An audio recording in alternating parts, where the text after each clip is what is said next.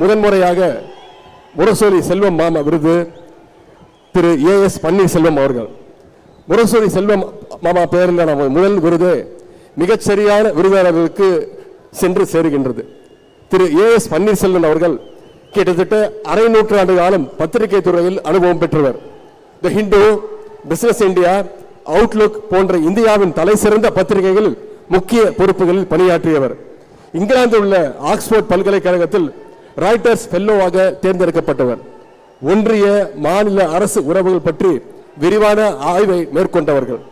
10 ஆண்டுகள் தெற்காசிய ஊடக வளர்ச்சி நிறுவனமான பானோஸ் சவுத் ஏசியாவுடைய மேனேஜிங் டைரக்டராக திரு ஏஎஸ் பன்னீர்செல்வம் அவர்கள் சிறப்பாக செயல்பட்டார்கள்.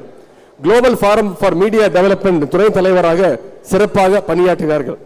இந்தியா முழுவதும் பல அடுத்த தலைமுறை இளைஞர்களை பத்திரிகையாளர்களாக உருவாக்கிய ஆற்றலுக்கு பெருமைக்கு சொந்தக்காரர் தான் திரு ஏஎஸ் பன்னீர்செல்வம் அவர்கள். தற்போது நம்முடைய தமிழ்நாடு அரசு புதிதாக நிறுவியுள்ள சென்னை இதழியல் கல்வி நிறுவனத்துடைய தலைமை இயக்குநராக சிறப்பாக பணியாற்றி வருகின்றார். இது அனைத்திற்கும் மேலாக முத்தமிழர் கலைஞருடைய வாழ்க்கை வரலாற்று நூலை கலைஞர் லைஃப் என்று புத்தகமாக எழுதியவர். முத்தமிழர் கலைஞருடைய பெருவாழ்வை தன்னுடைய புத்தகத்தின் மூலமாக உலகமெங்கும் கொண்டு சேர்த்தவர் தான் திரு ஏஎஸ் பன்னீர்செல்வம் அவர்கள். அவருக்கு 2025ஆம் ஆண்டிற்கான முரசொலி செல்வம் விருது வழங்கப்படுவதில் முரசொலி அறக்கட்டளை மிகுந்த பெருமை அடைகின்றது, மகிழ்ச்சி அடைகின்றது. இந்த நேரத்தில் அவருக்கு நம்முடைய வாழ்த்துக்களையும் கரவொலியையும் தெரிவித்துக் கொள்வோம்.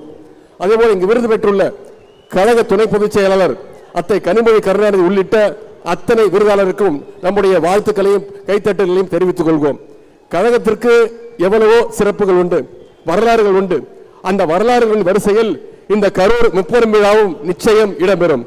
கலைஞர் அவர்கள் முதலாக நின்று வென்ற இந்த கரூர் மாவட்டத்திலிருந்து 4 தொகுதியிலிருந்து 2026க்கான கழகத்தின் வெற்றி கணக்கை துவங்குவோம்.